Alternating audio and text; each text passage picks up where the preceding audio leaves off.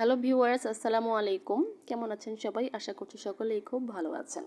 আজকে সকলের কাছে একটা প্রশ্ন রাখতে চাই, আম ডাল খেতে কে কে পছন্দ করেন? আমার মনে হয় এমন কোনো মানুষ খুঁজে পাওয়া যাবে না যে আম ডাল খেতে ভালোবাসে না। এখন তো আমের সিজন চলছে, ছোট বড় মাঝারি যে সব ধরনের সাইজের আমি এখন বাতাসে যখন তখন ঝরে পড়ে। তো এই আম দিয়ে এখন ডাল রান্না করে খাননি কে কে আছেন, কয়জন আছেন আমি দেখতে চাই। আমারও বেশ কয়েকদিন ধরে ইচ্ছে করছিল আম ডাল খাওয়ার, তো আজকে নিজে রান্না বসিয়ে দিলাম। প্রথমে ডালটাকে ধুয়ে পাতিলটাকে চুলায় বসিয়ে দিয়েছি এবং ততক্ষণ পর্যন্ত জাল করে নিচ্ছি যতক্ষণ না বলক উঠে আসে।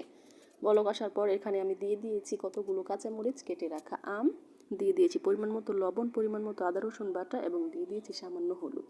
এবং এটাকে খুব ভালোভাবে জাল করে নেব যতক্ষণ না ডালটা সেদ্ধ হয়ে আসে। সেদ্ধ হয়ে গেছে, এখন আমি ঘুটনি দিয়ে খুব ভালোভাবে ডালটাকে ঘুটে নিচ্ছি।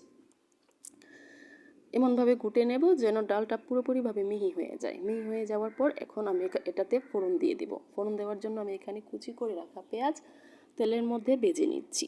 ততক্ষণ পর্যন্ত ভাজবো যতক্ষণ না একটা বাদামি বাদামি কালার চলে আসে।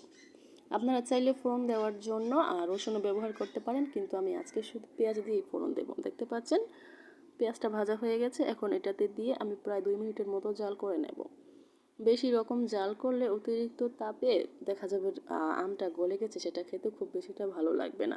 আমটা যেন আস্তে আস্তে থাকে সেই অবস্থায় চুলা থেকে নামিয়ে নিতে হবে, তাহলে খেতেও ভালো লাগবে, দেখতেও সুন্দর লাগবে। তো এই পর্যায়ে আমি নেড়েচাড়ে এখন চুলা থেকে নামিয়ে নিচ্ছি। কেমন হয়েছে সবাই কমেন্টসে জানাবেন।